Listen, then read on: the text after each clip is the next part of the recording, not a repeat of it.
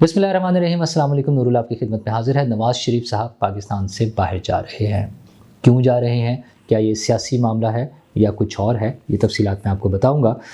दूसरी तरफ खतूत का मामला है, वो इमरान खान साहब की चिट्ठियाँ कहीं ना कहीं पहुँच गई और कहीं नहीं पहुँची। आर्मी चीफ ने तो साफ जवाब दे दिया कि मुझे ख़त मिला ही नहीं। वैसे भी जेल सुपरिटेंडेंट ने कहा था कि ख़त नहीं जा सकता। क्या ख़त वाकई नहीं जा सकता? लेकिन ख़त तो गया है। वो ख़त कहाँ गया है, किसको पहुंचा है, किसको मिला है, वो सारी चीज़ें रिकॉर्ड पर मौजूद हैं। उस हवाले से मैं बात करूंगा। IMF वाले भी चीफ जस्टिस से आकर मिल रहे हैं। क्यों मिल रहे हैं? बड़े अहम सवालात हैं। इस पे ऑब्जेक्शंस भी हो रही हैं, हुकूमत की तरफ से जवाब भी आ रहा है। वो क्या जवाब है? और उधर सदर आसिफ जरदारी साहब की तस्वीर छप गई है। वो तस्वीर कहाँ छपी है और वो क्या मामला है? लेकिन इन सब बातों से पहले सबसे अहम चीज़ जो है वो आर्मी चीफ़ का बयान है। आज जब आर्मी चीफ़ ने ये बयान दिया कि मुझे इमरान खान का कोई ख़त नहीं मिला, तो असल में तो वो जो एक ख़त डिप्लोमेसी चल रही थी या साजिशी खतूत की एक वो सीरीज़ चल रही थी ख़त लिखने की इमरान खान साहब की तरफ से, उसका एक जवाब है कि कोई ख़त नहीं मिला। मज़ीद इसमें अहम मज़ेदार उनका जवाब ये था कि अगर मुझे ख़त मिला भी तो नहीं पढ़ूंगा।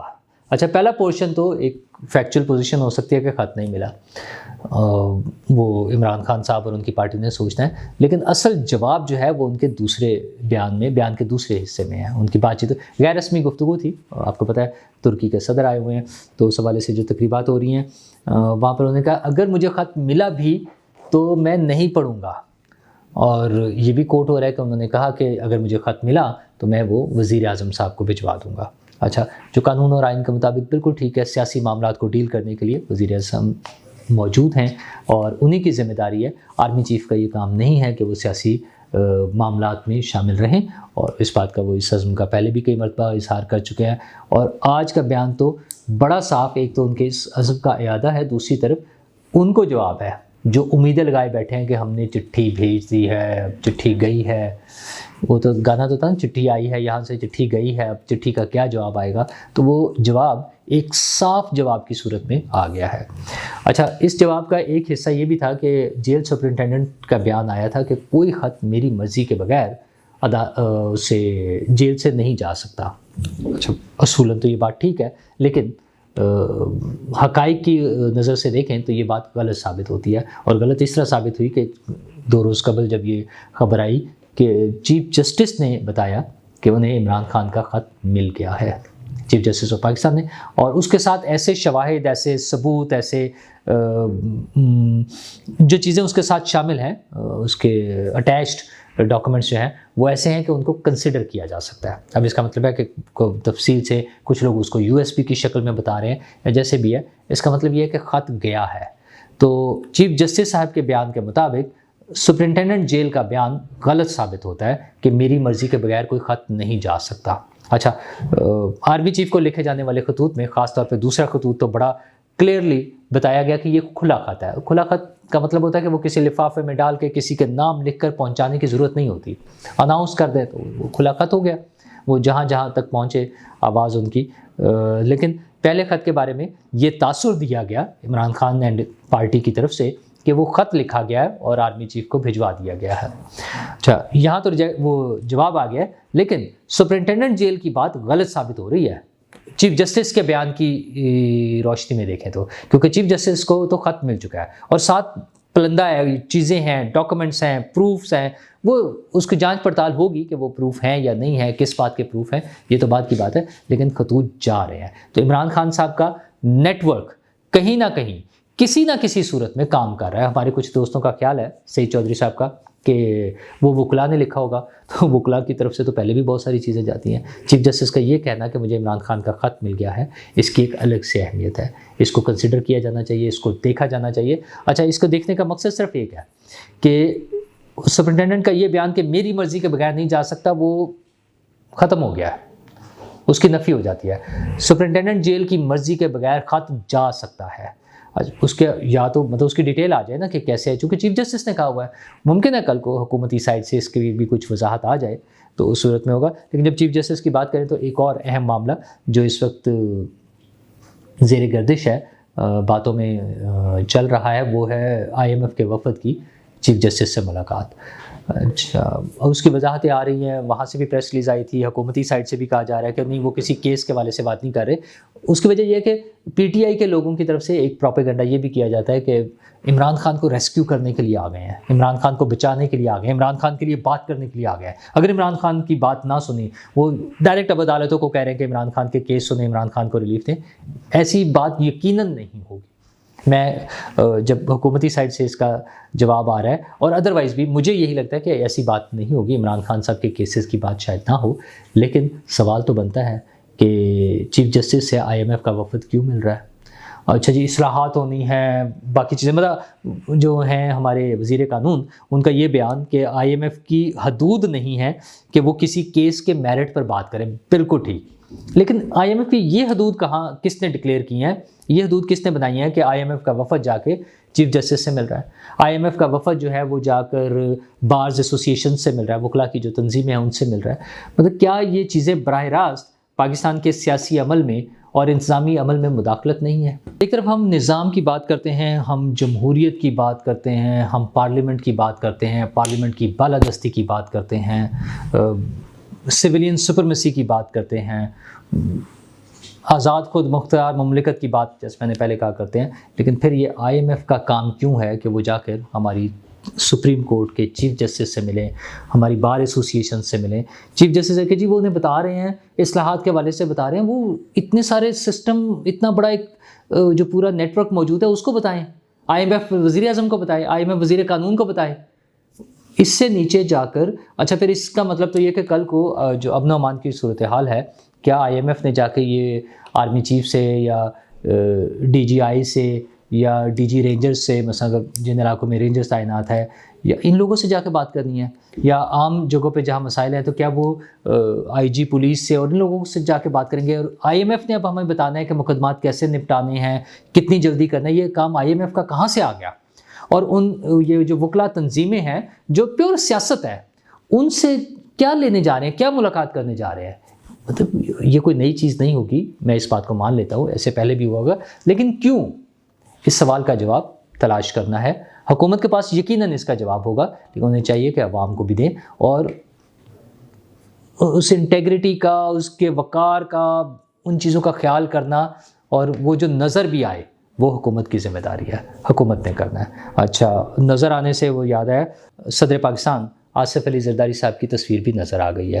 کہاں نظر آئی ہے؟ وہ اس اشتہار میں جو حکومت کی طرف سے شائع ہوا ترکی کے صدر کو ویلکم کرنے کے لیے، طیب رجب اردگان کا، اور اس میں وزیر اعظم کے ساتھ صدر پاکستان آصف علی زرداری صاحب کی تصویر بھی موجود ہے. گزشتہ دنوں جب 8 فروری کو وزیر اعظم صاحب کا ایک فل پیج کا اشتہار شائع ہوا تھا، جس میں ان کے پورے سال کی کارکردگی کے حوالے سے بات ہوئی، مختلف چیزیں تھیں، جس میں مہنگائی پر قابو پانا، انفلیشن پر قابو پانا، ڈالر کا ریٹ مستحکم ہونا، اسٹاک ایکسچینج کا اوپر جانا، یہ ساری چیزوں کے ساتھ ساتھ سی پیک کے حوالے سے بھی بات تھی. تو کچھ دوستوں نے اس پہ اعتراض کیا کہ اس موقع پر صدر پاکستان کا ذکر بھی ہونا چاہیے تھا، ان کے حوالے سے بھی اس کوریج اس میں شامل ہونی چاہیے تھی. لیکن چونکہ وہ ہو چکا تھا تو مجھے لگتا ہے کہ وہ بات کہیں سنی گئی، کہیں نوٹس ہوئی، اور فائنلی آج کے اشتہار میں وزیر اعظم صاحب کے ساتھ صدر پاکستان کی تصویر بھی نمایاں طور پر شائع ہوئی.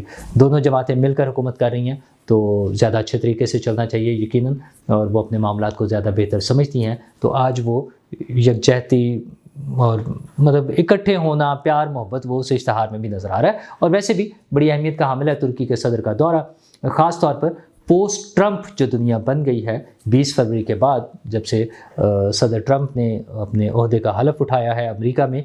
دنیا ایک مختلف شکل میں ہمارے سامنے آ رہی ہے.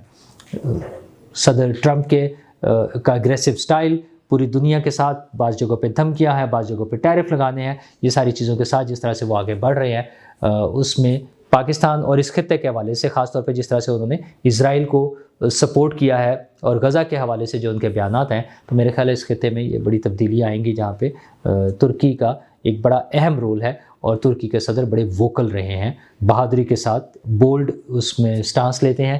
تو ان کا اس موقع پر پاکستان آنا اور پاکستان کی قیادت کا صدر اور وزیر اعظم کا دونوں کا اکٹھے وہاں پہ ایئرپورٹ پر موجود ہونا اور پھر ان کا اکٹھے یکجہتی کے ساتھ چلنا، یہ بھی بڑا اہمیت کا حامل ہے، یقیناً پاکستان کے مفاد میں ہے۔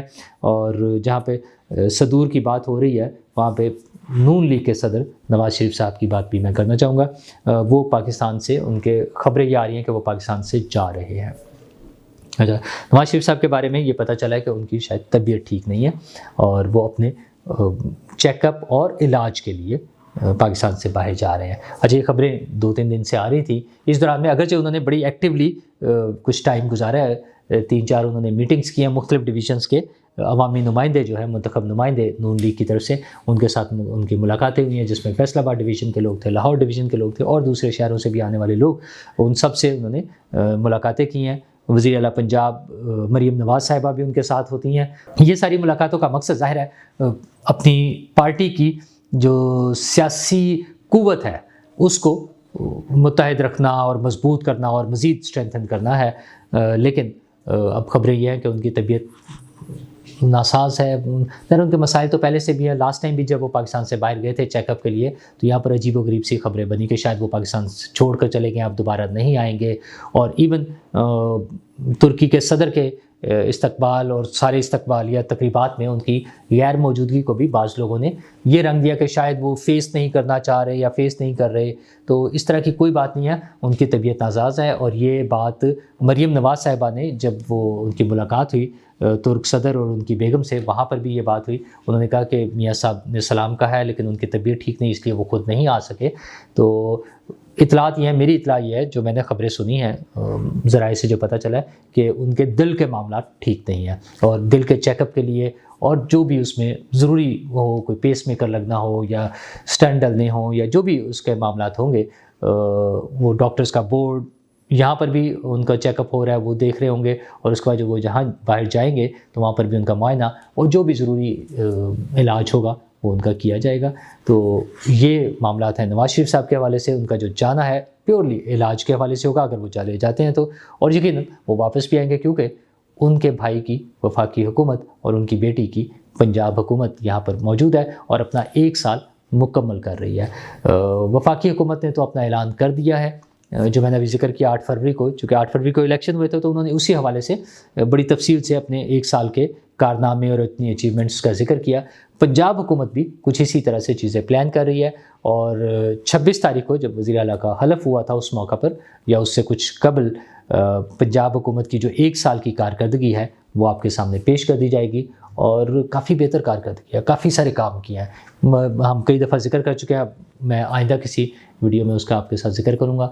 تو وہ بہت سارے کام جو ہیں انہوں نے کیے ہیں، اور ہم بطور عوام، ہمارا تو حکومت سے ظاہر یہی مطالبہ ہوگا کہ اور کام کریں، ڈو مور عوام کے لیے، اور وہ کر بھی رہے ہیں، ساری حکومتیں، سندھ حکومت بھی کر رہی ہے۔ اس وجہ کے پی والوں سے ہمیں گلا رہتا ہے کہ وہ اپنی سیاست چھوڑ کر وہ بھی اس طرف آ جائیں، کوئی کام بھی کر کے دکھائیں، کیونکہ عوام کا وہ جو بھروسہ ہے وہ عوامی نمائندوں پر اور جمہوری نظام پر تبھی ہوگا جب جمہوری حکومتیں، سیاسی حکومتیں میرے، آپ کے، ہم سب کے لیے کام کر کے دکھائیں گی۔